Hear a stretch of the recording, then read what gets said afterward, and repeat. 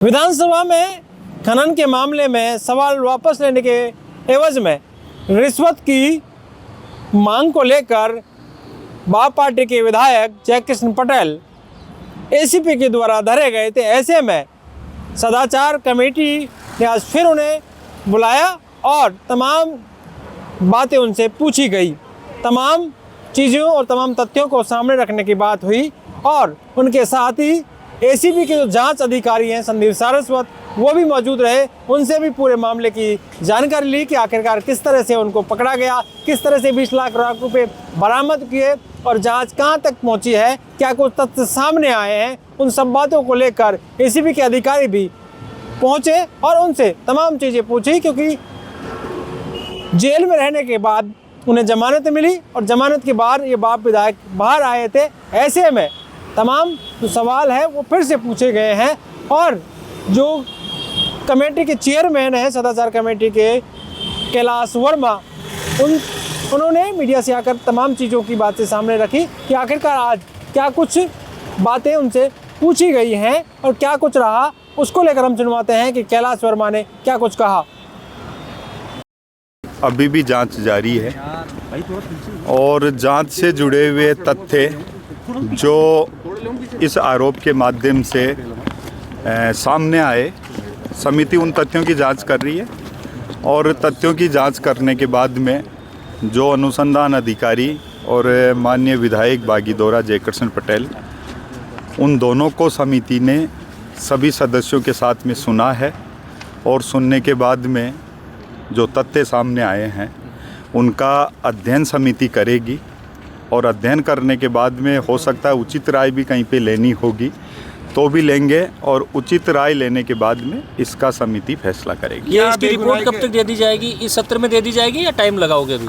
देखिए, ये मैंने पहले भी कहा कि बहुत सारी समिति की जो मर्यादाएं हैं, समिति के जो नियम है, समिति की जो मापदंड है, उनके अनुसार ही समिति काम करती है और उसको देखते हुए रिपोर्ट्स किस आधार के ऊपर आती है उस पूरी रिपोर्ट का अध्ययन समिति करती है। समिति के जो नियम है उसके अनुसार बहुत सारी चीज़ें हैं और ये जो मामले हैं ये बड़े गंभीर आरोप माननीय विधायकों के ऊपर लगे हैं। बागीदोरा विधायक जयकृष्ण पटेल के ऊपर जो 6/5 को ये FIR दर्ज हुई थी, उसी के दौरान इसकी पहले भी समिति पूरी जानकारी के आधार के ऊपर तथ्य जुटाई थी और जिस अनुसंधान अधिकारी ने इसकी जांच की, आज दोनों पक्षों को सुना है और पक्षों को सुनने के बाद में उनके तथ्य कलेक्ट कर रहे हैं। समिति भी अपने लेवल के ऊपर और जांच जुटाएगी और जांच जुटाने के बाद में जो फैसला आएगा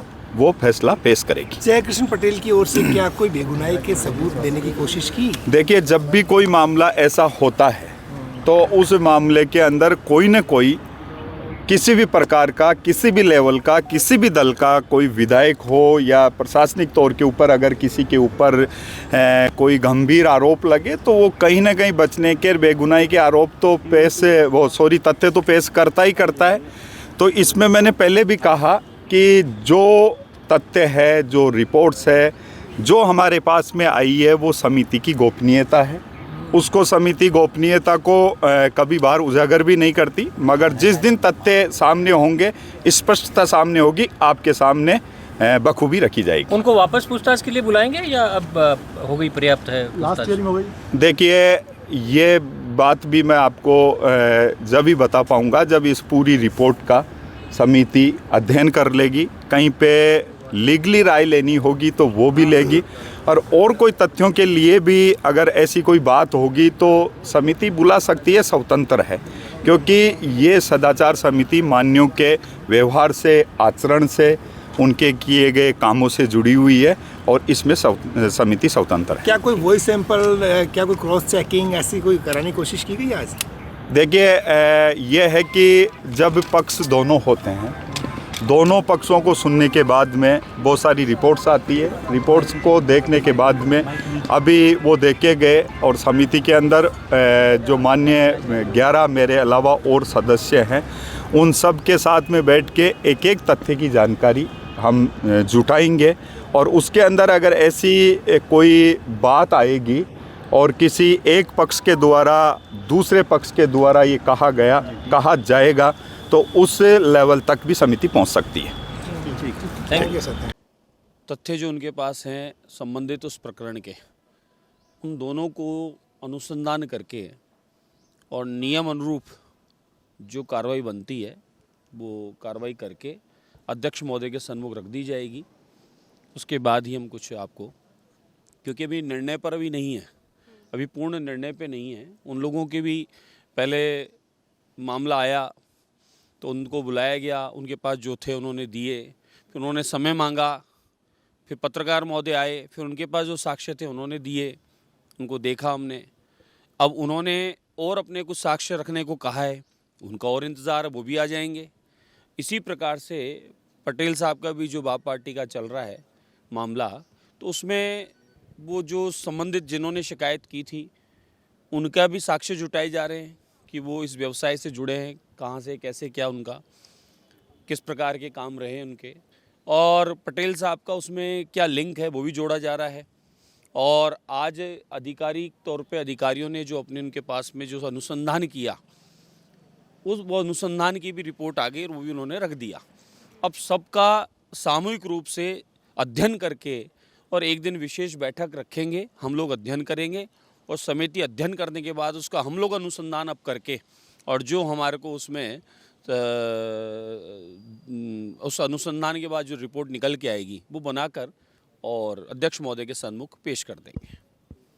अभी निर्णय पर इसलिए नहीं है कि अभी तो पक्ष को सुना जा रहा है, शिकायतकर्ता को सुना जा रहा है, बराबर कोई साक्ष्य रह गया है वो पुनः लाया जा रहा है, तो फैसला करने वाले हम नहीं हैं, हम तो अनुसंधान करने वाले हैं। पूरी तथ्यात्मक रिपोर्ट जो ऑथेंटिक बात होगी वो पूरा लेंगे, दोनों पक्ष का लेंगे, बनाकर उसको अध्यक्ष महोदय के सन्मुख रख देंगे।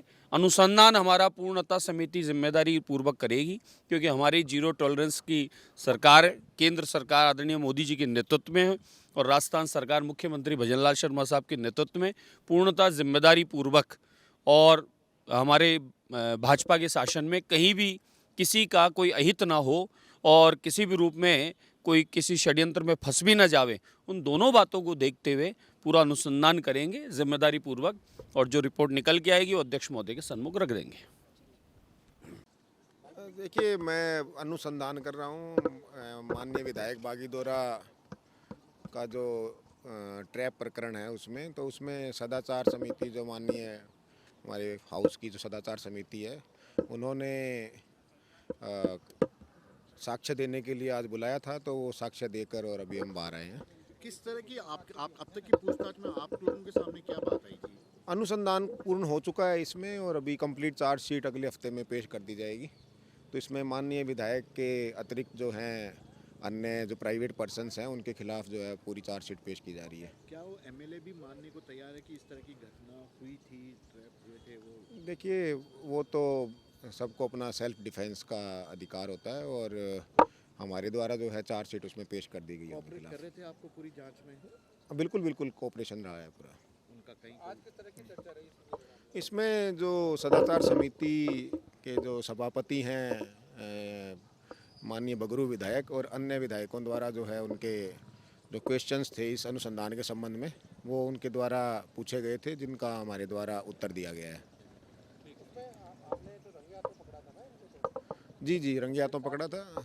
तो उसमें काफ़ी चीज़ें जो होती हैं कि कैसे क्या प्रोसीजर रहा पकड़ने का, क्या क्वेश्चंस रहे, क्या जो पूरा प्रक्रिया है उसके संबंध में जो क्वेश्चन किए जाते हैं सदाचार समिति द्वारा, उनके उत्तर हमारे द्वारा दिए गए हैं।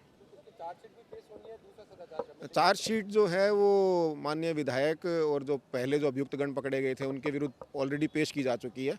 दो जो हमारे आरोपी थे उनका जो अभी उनका पकड़ा जाना शेष था, उनको हमारे द्वारा नवंबर में उनकी गिरफ्तारी की गई थी। तो अब कंप्लीट चार्जशीट जो है हमारी अगले हफ्ते में पेश कर दी जाएगी।